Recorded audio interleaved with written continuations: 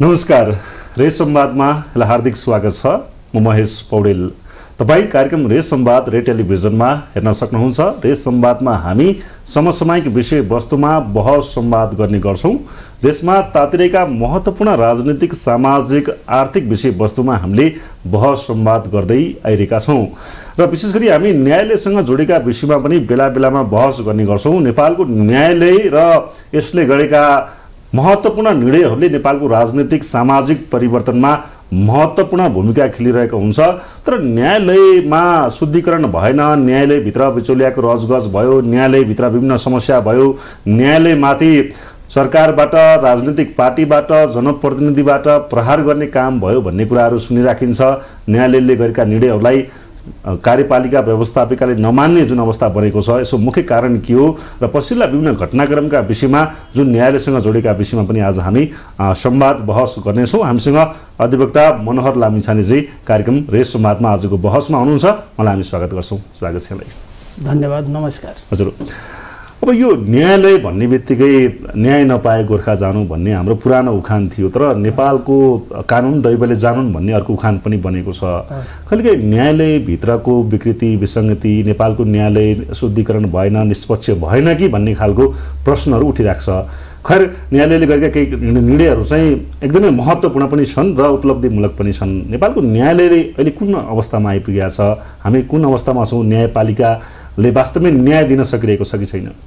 यहाँले बडो सान्दर्भिक र गम्भीर कुरा उठाउनु हो। म एउटा अधिवक्ता, कानुन व्यवसायी मात्र नभएर म लोक साहित्य विधामा कलम चलाउने मान्छे पनि हो। यहाँले दुईटा उखान टुक्का लोकसँग सम्बन्धित, न्याय नपाए गोर्खा जानु, नेपालको कानुन दैवले जानुन्, नेपालको कानुन दैवले जानुन्। अझ अर्को थप्ने हो भने ठुलालाई चाहिँ सानालाई ऐन। यी लोकोक्ति समाज सापेक्ष नै समाजले बनाएको। हजुर, यहाँले जुन जिज्ञासा राख्नुभयो, न्यायपालिका, न्याय सम्पादन, न्यायकर्मीहरूका, न्यायमूर्तिहरूका ती कुराहरूका केही छनकले जनता जनार्दन, जो जनता सर्वशक्तिमान हुन्छन्, त्यो जनताहरूले यो भोगाई, जनताहरूको सामूहिक भोगाइका यी उखान टुक्काहरू हुन्।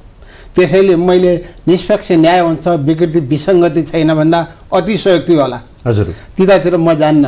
र यो त यहाँले भने जस्तै केही राम्रा निर्णय पनि भएको छन्, केही नराम्रा निर्णय पनि भएको छन्। यो सामाजिक उपज हो।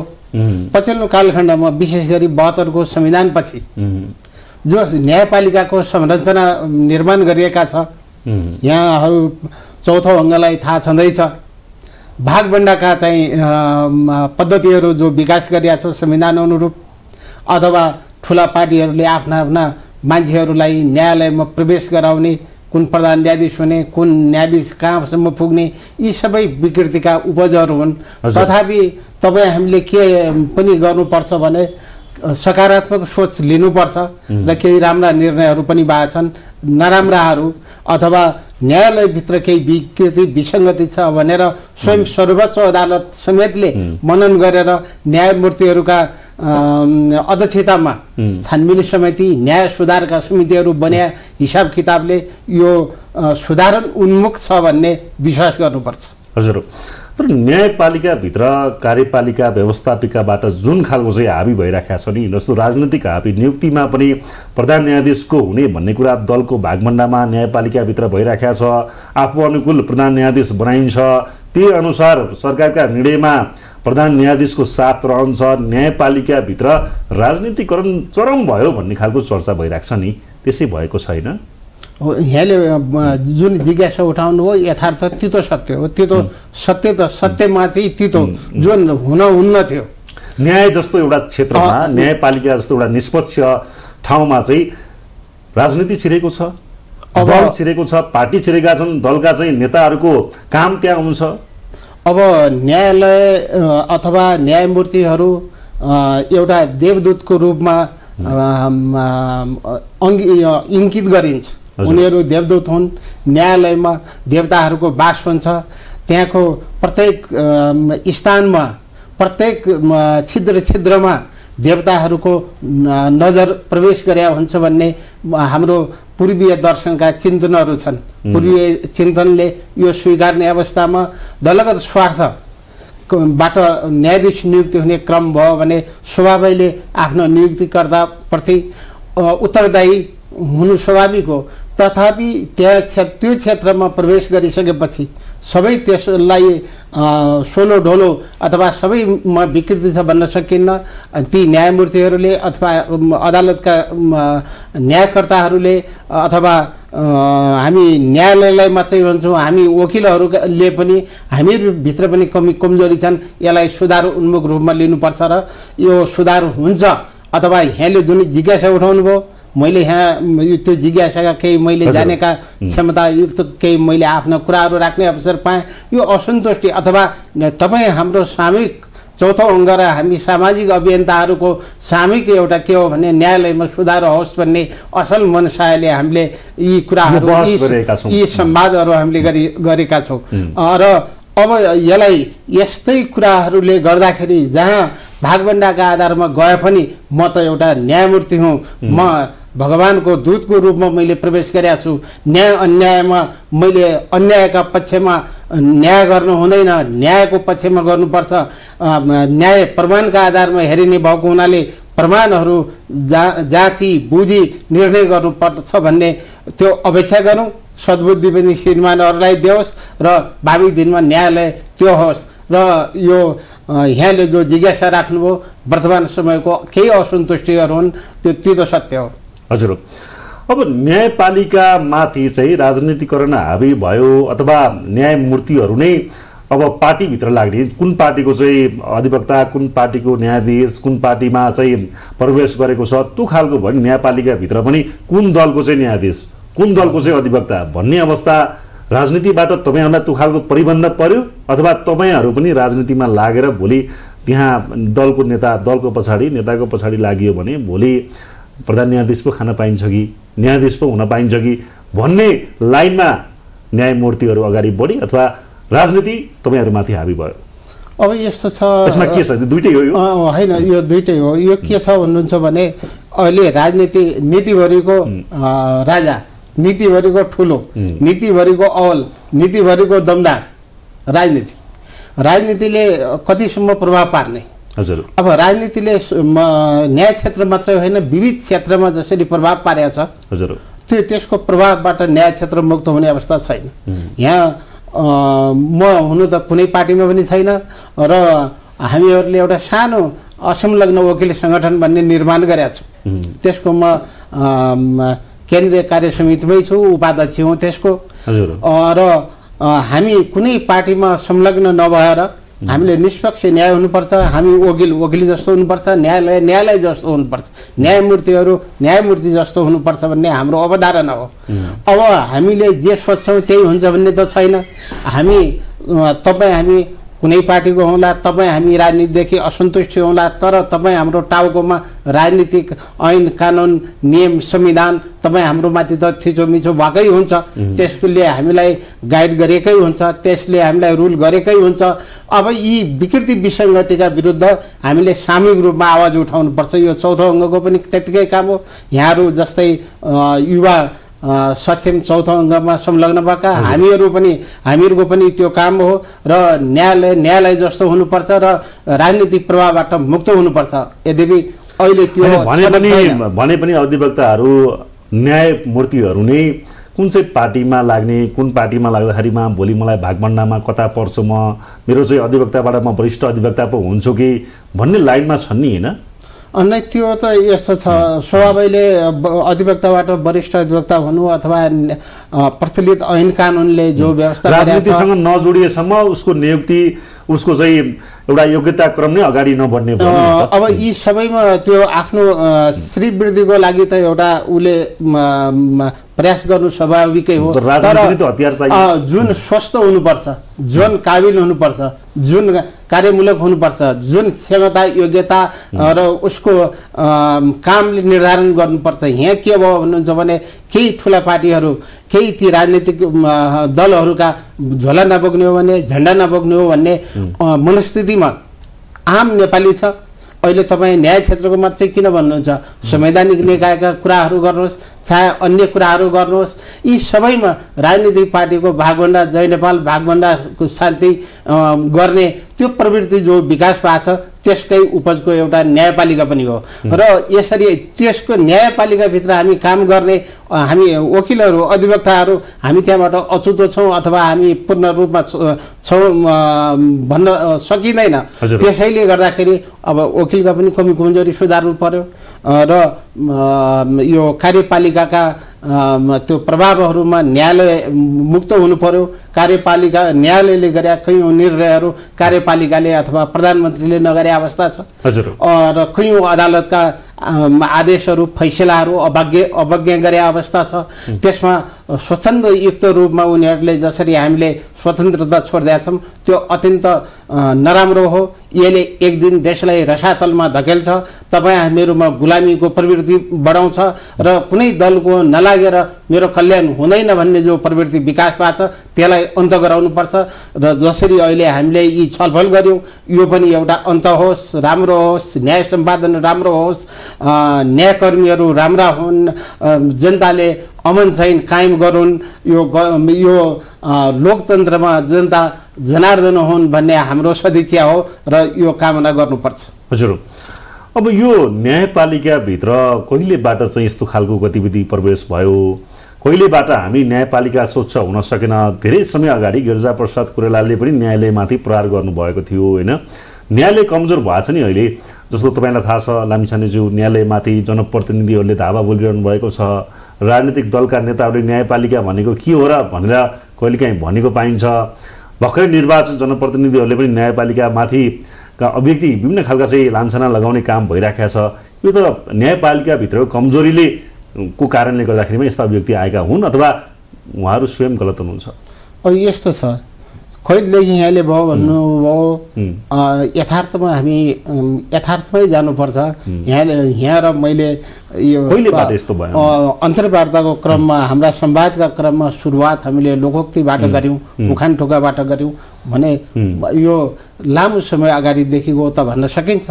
तर जसरी यो अहिले पछिल्लो कालखण्डमा यी यसरी न्यायालयप्रति शङ्का उपशङ्का गर्ने दिनहरू आए, विशेष गरी 46 सालको परिवर्तन, त्यसपछि 62-63 को परिवर्तनपछि राजनीतिक रूपमा यावत तपाईँ राजदूत आफ्नो पार्टीको, जहाँ एउटा कूटनीतिको सम्बन्ध सुधार गर्नुपर्ने हो, प्रशासक आफ्नो पार्टीको, त्यस ठेक्कापट्टा आफ्ना कार्यकर्ताहरूलाई र न्यायालयमा पनि यहाँले सुन्नुभयो होला केही न्यायमूर्तिहरूले शपथ ग्रहण गइसकेपछि अमुक पार्टी कार्यालयमा गएको तितो सत्य जगजाहेर छ।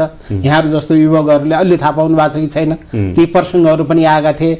अब यो पछिल्लो कालखण्डमा 62-63 पछि त झन् अब अहिलेको संरचना न्यायपालिकाभित्रको संरचना 72 को संविधान अन्तर्गत हो र अहिले पछिल्लो कालखण्डमा मान्छे पनि सचेत भए। अब हामीहरूले पनि भन्ने निर्धक्कसँग भन्ने अवस्था आयो, यहाँहरूले पनि निर्धक्कसँग सोध्ने अवस्था आयो। यी सबैको कालखण्ड, यी सबैको परिवेशले अब पछिल्लो कालखण्डमा आएर केही विकृतिहरू बढ्दै गएका हुन् र यसमा सकारात्मक कुराहरू पनि छन्। अब यसलाई सुधार उन्मुख गर्नुपर्छ भनेर तपाईँ हाम्रो मनसाय, आम नेपालीको मनसाय, आम जनताको मनसाय न्यायालयलाई न्यायालय जस्तो बनाऊ भनेर दलहरूका स्वेच्छाचारी प्रवृत्तिका विरुद्धका धावा पनि हुन् यी हाम्रा अभिव्यक्तिहरू। हामीले जो कुरा उठाउँछौँ यी फटाहरूले अथवा देशलाई आफ्नो मुठीमा कस्ने नेतावाद, कृपावाद, फरियावाद लगायत दलगत आफ्ना झोले कार्यकर्ताहरूलाई पोस्ने जो प्रवृत्ति छ त्यसका विरुद्धको आवाज पनि हो हाम्रो। र हामीले सुझाव पनि यिनै हुन् र यहाँले सोध्ने प्रसङ्गका निकाले कुराहरू पनि न्याय क्षेत्र अलि राम्रो होस्, न्याय क्षेत्र निष्पक्ष होस् भनेर मनसाय हो र यसलाई यस्तै गरी सचेत बनाएर एक दिन नेपाली जनताको विजय हुन्छ र नेपाली जनताले आफ्नो अनुकूल अथवा स्वच्छ न्याय प्रदान गर्ने ती निकायहरूलाई परिवर्तन गर्छ। हजुर, अब यो न्यायालयमाथि राजनीतिकरण जुन भइराखेको छ यसलाई हटाउन सकिँदैन? न्यायालय के भयो भने चाहिँ यी राजनीतिकरणहरू, यी राजनीति गर्ने नेताहरू, दलहरू प्रवेश गर्न पाउँदैन? न्यायालयभित्रको कमजोरी के हो? होइन, यहाँले अहिलेको जुन संविधानबाट न्यायाधीश नियुक्तिका प्रक्रियाहरू छन् त्यसमा केही सुधार गर्नुपर्छ। हजुर र यहाँले हामी विभिन्न ठाउँमा सुन्छौँ आमूल परिवर्तन यो क्षेत्रका ती संवैधानिक व्यवस्थाका केही कुराहरू यहाँले संसदीय सुनवाई समितिका नाटकहरू पनि यहाँले सुन्नुभएको छ त्यो कर्मकाण्डी ती नाटकहरूका कुराहरू भए न्यायाधीश नियुक्ति गर्ने प्रकरणका कुराहरू भए अब न्यायाधीश नियुक्ति हुने योग्यताका प्रसङ्ग भए यिनमा केही परिवर्तन गर्नुपर्छ र यो संविधानभित्रका अहिले वर्तमान अवस्थामा यति छिट्टै यो सजिलै होला र फेरि दलगत स्वार्थ त झन् दिन प्रतिदिन बढिराखेको छ हजुर अब यहाँले त्यो सांसदहरू कसरी चुनिन्छन् कसरी टिकट पाइन्छ समानुपातिक सांसदहरू कसरी ती उम्मेदवारहरूलाई समानुपातिक उम्मेदवारहरू अथवा यो समानुपातिक तल्ला वर्गका हुनुपर्नेमा अमुक नेताका श्रीमतीहरू अमुक नेताका भाइहरू अमुक नेताका परिवारहरू र त्यो बाहेक अलिकति फुत्कियो भने पैसामा बिक्री हुने टिकट समानुपातिक सांसदका कुराहरू यी सबै परिवर्तन सँगसँगै न्यायालयको पनि परिवर्तन हुन्छ हजुर अब यी परिवर्तन हुनको लागि त अब यी पुराना दलहरू नै छन् हावी छन् अहिले पनि पुराना दलकै सरकार छ पुराना दलकै गठबन्धन सरकार छ नयाँ दल पनि केही आइरहेका छन् जस्तो राष्ट्रिय स्वतन्त्र पार्टी आएको छ अब यो बीचमा चाहिँ न्यायालयमाथि जनप्रतिनिधिहरूले पनि प्रहार गरे नि तपाईँलाई थाहा छ काठमाडौँ मेयर बालेन्द्र शाहले पनि तपाईँको न्यायालयमाथि प्रहार गर्नुभएको थियो अभिव्यक्ति दिनुभएको थियो मलाई स्पष्टीकरण सोधेको थियो प्रधानमन्त्री पुष्पकमल प्रचण्डले पनि अभिव्यक्ति दिनुभएको थियो विभिन्न तपाईँहरूले स्पष्टीकरण न्यायालयबाट मागिएको थियो यो खालको प्रहार चाहिँ किन भएको छ अब स्वभावैले के छ भन्नुहुन्छ भने बहुलवादी संस्कारमा विभिन्न दल हुनु त स्वाभाविक भयो अहिले पुराना दलहरू जोसँग जनता छन् अथवा जोसँग बढी सांसद छन् ती दलहरूबाट प्राय जनताहरू असन्तुष्टि कुराहरू हो अब यी दलहरूका इतरहरूले पनि विभिन्न सोच राखेर जनता सामु गइराखेका छन् र जनताले जो अपेक्षा गरेका थिए परिवर्तन पछिको केही न केही सुधार होला भनेर सुधारभन्दा विकृति विसङ्गति भएको हुनाले अब यिनीबाट त सम्भव छैन अब नयाँ आउने शक्तिहरू चाहे बालेन्द्र आउन् चाहे अरू कुनै आउन् चाहे अरू कुनै पार्टीहरू आउन् अथवा चाहे कुनै पार्टी गठन होस् अब जनताले विकल्प खोज्दैछन् त्यो विकल्पभित्र पुराना दल भन्दा नयाँ केही विकल्प खोज्दैछ अब अहिले त अहिले त यहाँलाई यो पनि एउटा तितो सत्य हो अहिले एउटा भीमकाय शक्ति 3-4वटा दलका अन्तर्गतै छन् बहुमत 3-4वटा दलकै सांसदहरू छन् यो तुरुन्तै कसरी कायाकल्प होला भनेर जो हामी कल्पना गर्छौँ हेर्दाखेरि सामान्य त्यो कल्पनाकै कुरा होला तथापि अहिले अब मिसन 84 को प्रसङ्ग छ नि हजुर हो मिसन स्वतन्त्र पार्टीले अहिले मिसन हैन राष्ट्रिय स्वतन्त्र अन्य पार्टीहरूले पनि भनिराखेका छन् र त्यो 84 सम्मको चुनावमा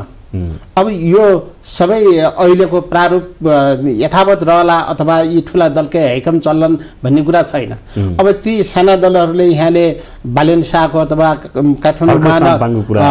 काठमाडौँ महानगरपालिकाका मेयर बालेनका प्रसङ्गका कुराहरू छन् यी राजनीतिक कुराहरू अथवा समाजका कुराहरू कहिलेकाहीँ यस्ता आउँछन् योबाट न्यायालय पनि ससङ्गित भइहाल्ने अवस्था हुन्न ठुला दलहरूले त्यो बारेमा सोच्नुपर्छ यी अभिव्यक्ति कहिलेकाहीँ आउँछन् असन्तुष्टिका अभिव्यक्ति हुन् तथापि बालेन्द्र शाह त माननीय मुद्दामा त अदालतमै उपस्थित हुनु परेको छ अब प्रचण्डले भनेका कुराहरूमा पनि अब प्रचण्डका त 1-2वटा अरू मुद्दा पनि छन् ती सबै मुद्दामा त न्यायालय सामु लिखित जवाब लिएर जानै पर्छ नियमित प्रधानमन्त्रीका विरुद्ध उठ्या जवाबको आफ्नो ठाउँमा छ नितान्त व्यक्तिगत रूपमै प्रधानमन्त्रीको रूपमा हैन कि प्रचण्डकै रूपमा उठ्या विवादहरू पनि छन् अदालतमा जानुपर्छ यी सबै जाने क्रममा भएको हुनाले ठुला पार्टीहरूले हाम्रो उन्मुक्ति अब अदालतले गर्छ त्यसकारणले हाम्रो अनुकूल अदालत बनाउनु पर्छ भन्ने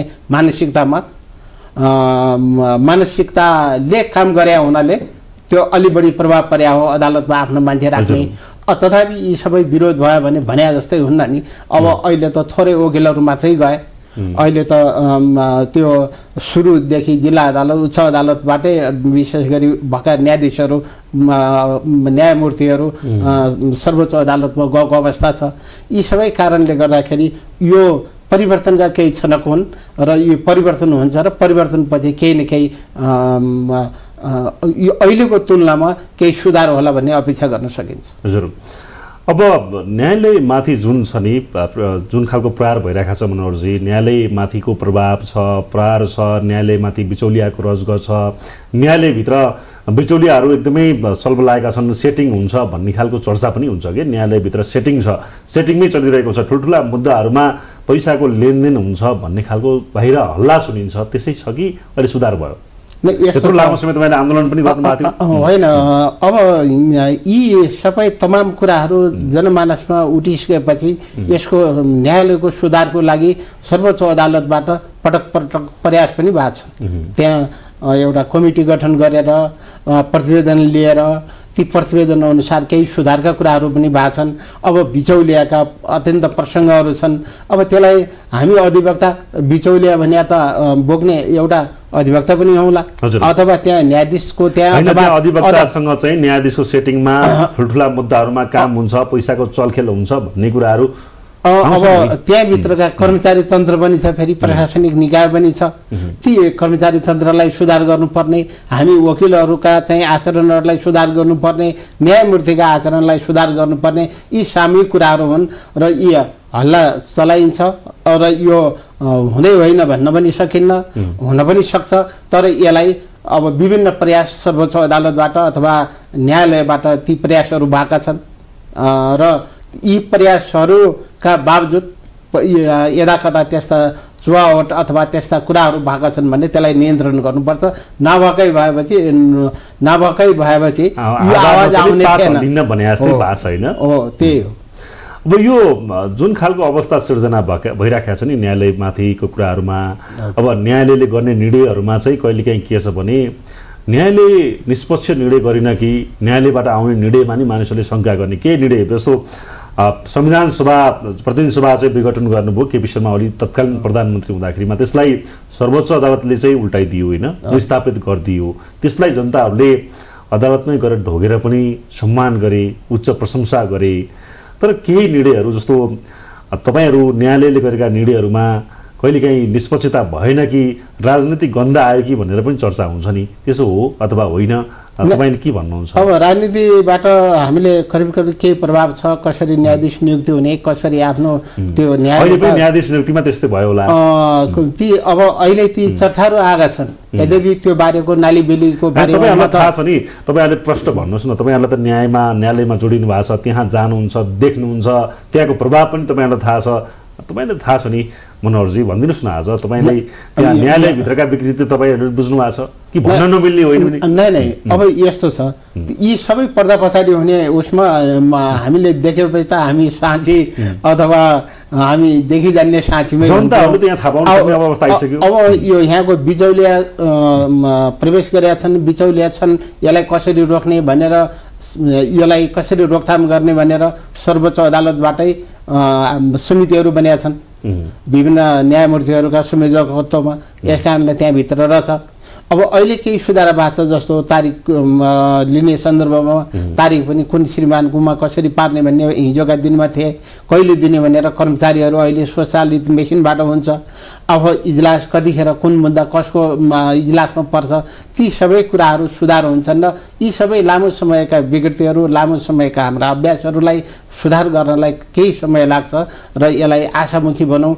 अहिले अब न्यायाधीश नियुक्तिका प्रकरणमा भयो, अन्य मुद्दाका पहिलाको प्रसङ्गमा भयो, यी सबै भन्ने अवस्था यो यस्तो छ भनेर भन्ने अवस्था छैन। यहाँले केपी शर्मा ओलीकै प्रसङ्गमा जनताले स्वीकार्य भन्नुभयो। एक थरीले त केपी शर्मा ओलीले जो गरे थियो ठिक गरे भन्ने पनि जनता छ। न्यायालयले सही निर्णय गरेन भन्ने हुन्छ।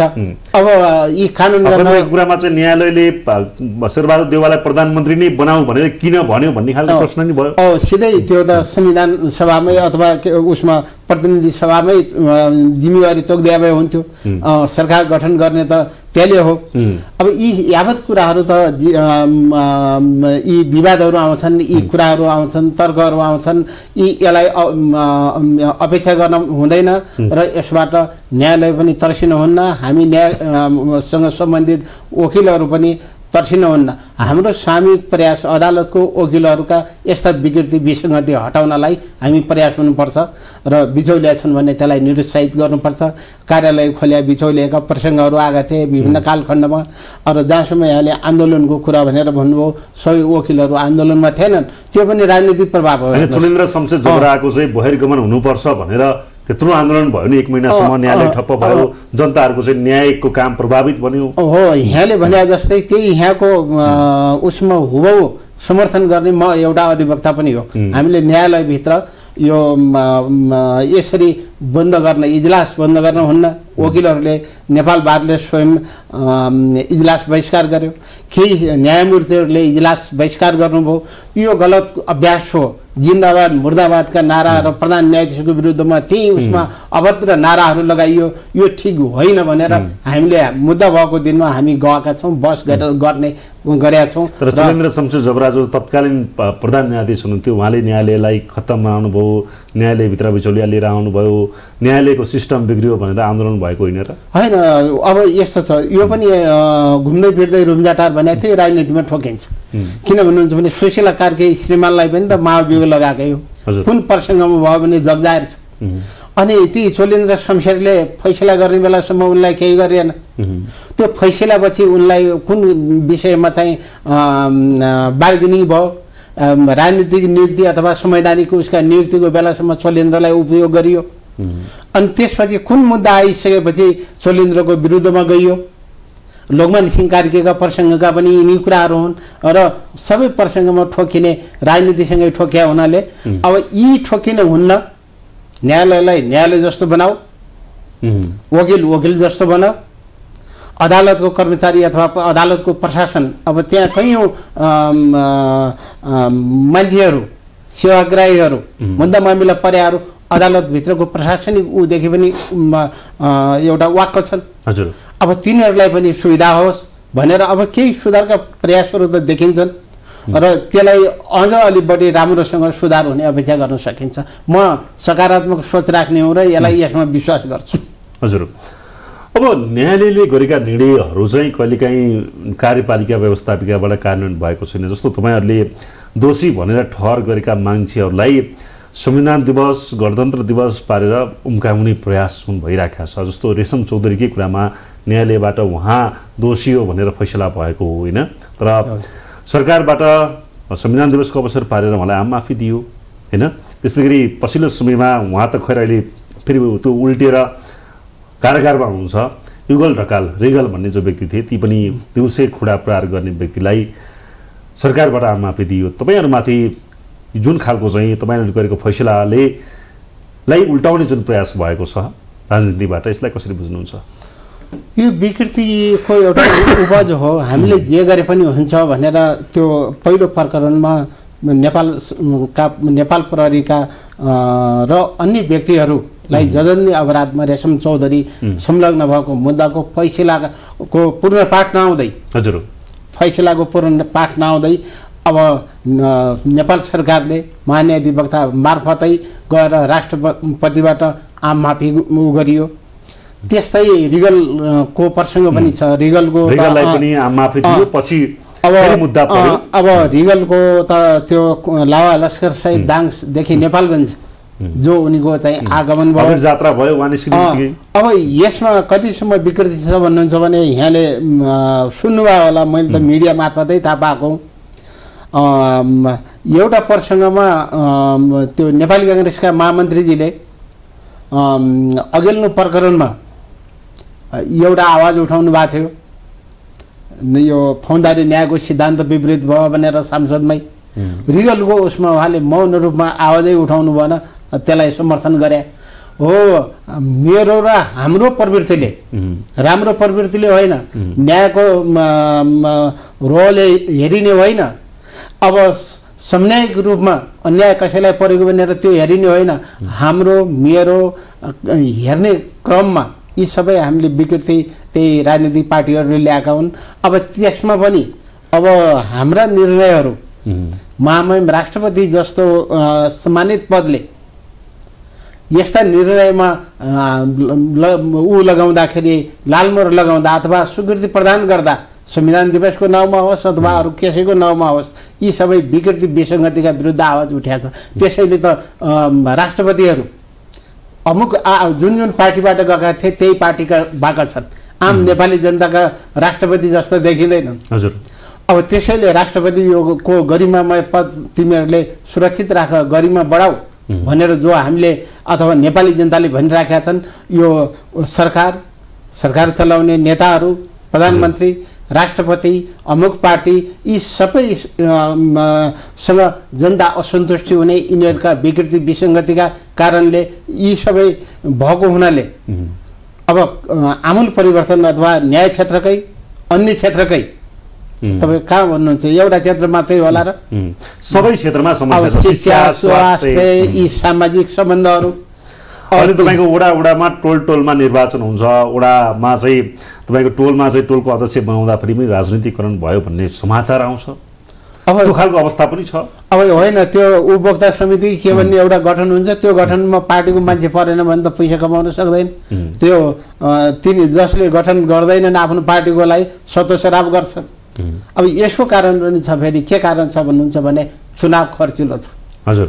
वडा सदस्य अथवा गाउँपालिकाको अध्यक्ष, एउटा मेयरले चुनाव जित्नलाई कति पैसा लाग्छ र त्यहाँ कहाँबाट पूर्ति गर्ने, त्यो मानसिकता छ। त्यो मानसिकता जबसम्म बन्यो भने यिनीहरू तलब पनि लिन्छन्।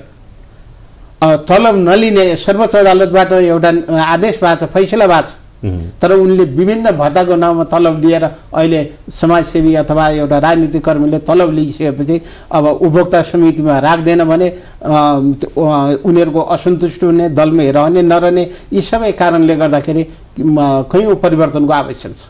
हजुर। अब यो अवस्था जुन बनिराखेको छ, विभिन्न विकृति विसङ्गति छ होइन, देशमा अन्य राजनीतिक अवस्था पनि ठिकठाक छैन, स्वास्थ्यको अवस्था ठिकठाक छैन, आर्थिक अवस्था झन् भयावह छ, देशमा व्यवसायहरूले अहिले व्यवसायबाट हात धोइरहनु भएको छ। सबैको मुख्य कारण भनेको राजनीति र राजनीतिसँग जोडेका कार्यपालिका, व्यवस्थापिका, न्यायपालिका नै हुन् भनेर धेरैले प्रश्न गर्छन्। सुधार चाहिँ कहाँबाट हुनुपर्ने हो? के कुराको सुधार भयो भने सबै कुराको चाहिँ सुधार हुन्छ? अन्तिममा के भन्नुहुन्छ यहाँले? अब हेर्नु, सुधार त यो अहिलेको जुन व्यवस्था छ, खर्चिलो व्यवस्था छ। अब हामी संहितामा गएछौँ, संविधान सम्मत रूपमा संहिता। न्यायालयमा सुधार हुने बित्तिकै कायापलट हुने हो अथवा सबै कुराको सुधार हुने? होइन, न्यायालय त एउटा राज्यको एउटा अङ्ग मध्येको सम्मानित अङ्ग हो। न्यायालयले मात्रै यो सबै त्याग्न सक्दैन। कार्यपालिका, न्यायपालिका, व्यवस्थापिका, स्थानीय सरकारहरू, यी सबै परिवर्तन हुनुपर्छ कि यी सुध्रिनुपर्छ। अब हामी यहाँले अर्थतन्त्रका जटिलता, अर्थतन्त्रको अवस्था यहाँले भन्नुभयो, म अर्थशास्त्रको विद्यार्थी त होइन, तथापि मैले जो मेरा भोगाइका कुराहरू छन्। अब हामी संहिता गएछौँ, त्यो संहिताले कति जनतालाई राहत दिएछ। अब अहिले सांसद कति छन् ठ्याक्कै तपाईँ र म भन्न नसक्ने अवस्थामा छौँ। 800 कतिजना सांसद छन्। मन्त्री कतिजना छन् प्रदेशमा, त्यो मन्त्री पुगेन भने भागभण्डाको अवस्था भयो भने मन्त्रालय फोड्ने प्रवृत्ति छ। संविधानकै व्यवस्था भएको हुनाले यहाँ त 25 जनाभन्दा नबढाउलान्, बढाउँदैन, तर प्रदेशमा त्यो अवस्था छ। अब ती प्रत्येक मन्त्रीहरूका सल्लाहकार कतिवटा हुने? अहिले प्रधानमन्त्रीकै सल्लाहकार कति छन्, राष्ट्रपतिकै सल्लाहकार कति छन्? राष्ट्रपतिले त्यत्रो सल्लाहकार हुँदाहुँदै उचित न्याय दिने कि नदिने भनेर यो रिगलकै प्रसङ्गमा, रेशम चौधरीकै प्रसङ्गमा निकै विवाद भएको थियो। यो खर्चिलो व्यवस्था हामीले धान्न सक्छौँ कि सक्दैनौँ? अब हामीलेसँग जति पैसा छ त्यो पनि खर्च गर्न सक्ने अवस्था छैन। अब हाम्रा ऐन कानुनहरू यस्ता जटिल बनाइदिएका छौँ जसले गर्दाखेरि हामी त्यसलाई कार्यान्वयन गर्ने अवस्था छैनौँ। अब हामीले के गरेका छौँ भने पालिकाहरूको आम्दानीको स्रोत विभिन्न सेवामूलक उसमा हामीले मूल्य बढी रकम लिने गरेका छौँ।